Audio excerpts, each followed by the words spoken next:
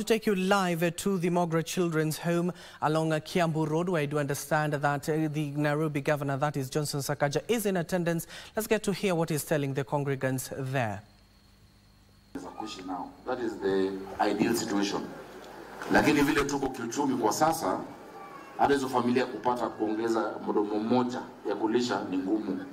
To feed one more person. Kama wale wako nao tayari ni ngumu kuwalisha. The ideal is to make them integrated, but we shall get there progressively.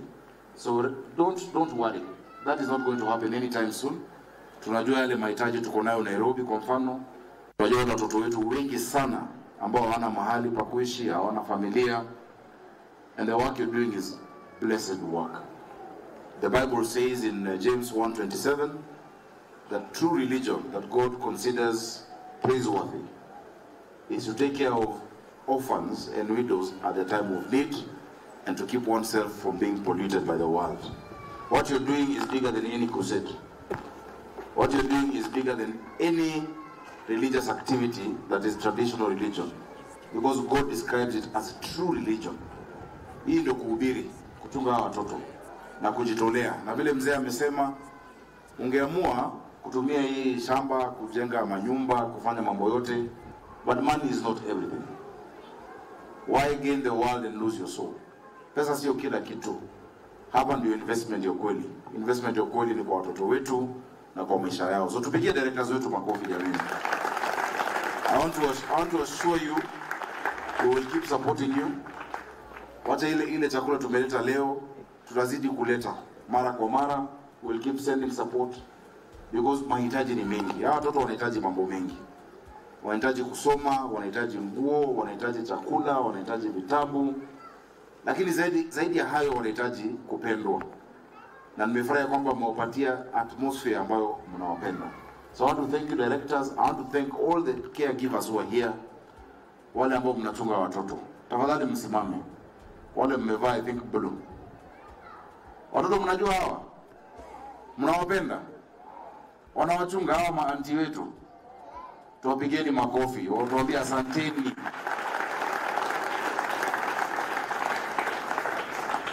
Wanakwanga ni wangapi?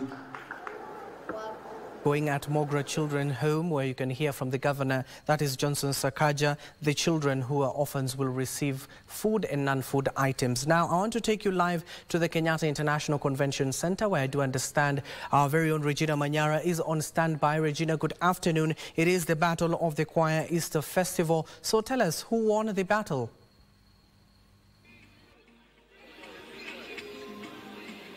Well, good afternoon, Hashim. We are coming to you live from the Kenyatta International Convention Center that is hosting the Battle of the Choirs, being day 2, which is a season's finale, if you like, the edition's finale, where 17 choirs drawn from across the country are battling it out for the top prize for this year's second edition of a sponsored feat that is sponsored by none other than His Excellency Johnson Sakaja, Governor of Nairobi County, who is also expected any minute from now. We understand he is in Kiambu presiding over another particular function, but he is the main guest that we're expecting this afternoon.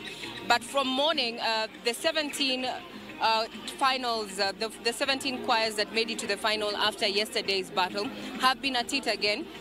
And you can imagine it is all pomp and color since morning, and the language that is being used here in the songs, you can imagine it is ranging from Swahili, English, all the way to local dialects, as all are eyeing the top prize. The first prize is going to be taking home a cool 2 million shillings, while position 2 is going to be going away with 1 million shillings, and the third position is attracting 500,000 shillings.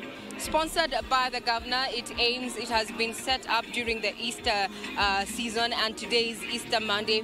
And we're seeing not only just those who are participating in this particular battle of choirs making their way to KICC, we're also seeing those who enjoy a little bit of music making their way here, testing their vocal cords, supporting the choirs of their choice. This is a second edition, and we're sure from the organizers that we heard from yesterday and today is that this is something something that the governor intends to see running every year.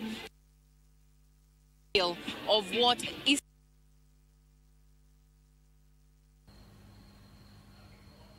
Well, that's unfortunate. We have lost Regina Manyare, and of course she'll duly inform us on the second edition of the Battle of the Choirs Easter Festival. 17 choirs are set to battle it out for the prizes, 500,000 to 2 million Kenya shillings. Of course, we'll duly inform you in our subsequent bulletins.